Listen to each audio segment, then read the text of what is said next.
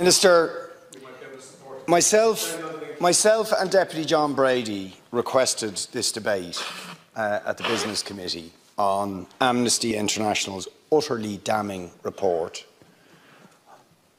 that Israel is a state that is operating a system of apartheid, and in doing so are committing crimes against humanity, and call for sanctions to ensure that that system, that inhumane and inhuman system, is dismantled. Now, we called for this debate prior to the barbaric invasion of Ukraine by Vladimir Putin. And all of us have rightly condemned the crimes against humanity that are being committed by Vladimir Putin in Ukraine. And the government has moved instantly, within 5 days, to sanction Putin's regime and take urgent action. And the strength of language that was used, rightly, against Putin as a barbarian, as a thug, as a murderer, as a warmonger, all of which are true, all of those things apply to the State of Israel in its treatment of the Palestinians, and yes, the government is concerned about its use of language and doesn't feel it is appropriate to even use the word apartheid when Amnesty International, the most respected human rights organisation in the world, and Human Rights Watch, within a very short period of time, issue these damning reports saying that Israel, since its foundation, has been built on a system of oppression and domination and apartheid and racism, involving the murder of unarmed, innocent civilians on a regular basis, arbitrary detention and imprisonment,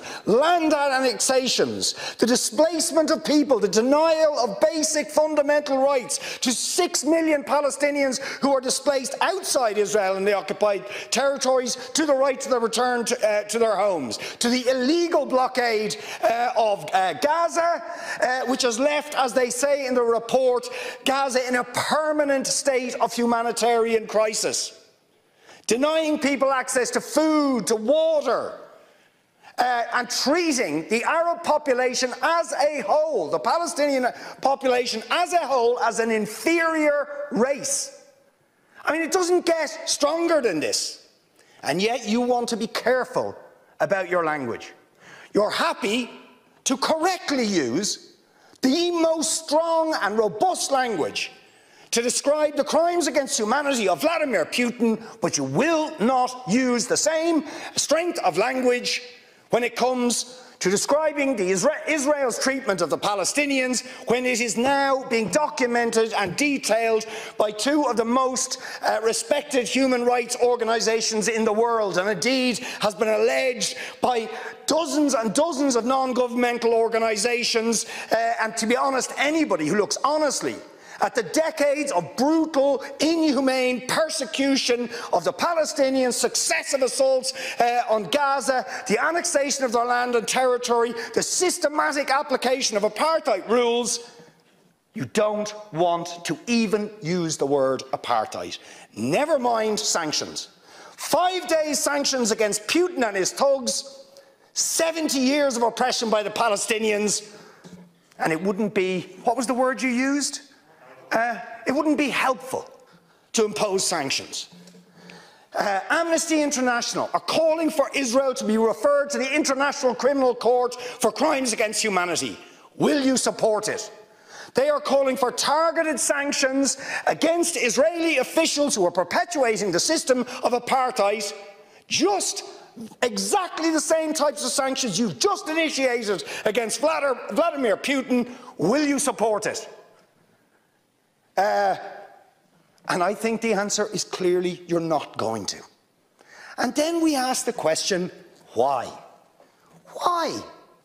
Now, you see, if you're going to have moral standards, those standards have to be consistent. Otherwise, they are not standards at all. They are just cynicism. And of course, we all know the reason that the standards are not consistent is because to call out the apartheid state of Israel would be to run foul of the concerns of certain states that are now presenting themselves as defenders of democracy and so on, such as the United States, the UK, Germany and other powers, whose relationship with Israel, supporting it and backing it, means that the European Union's moral credentials are bankrupt.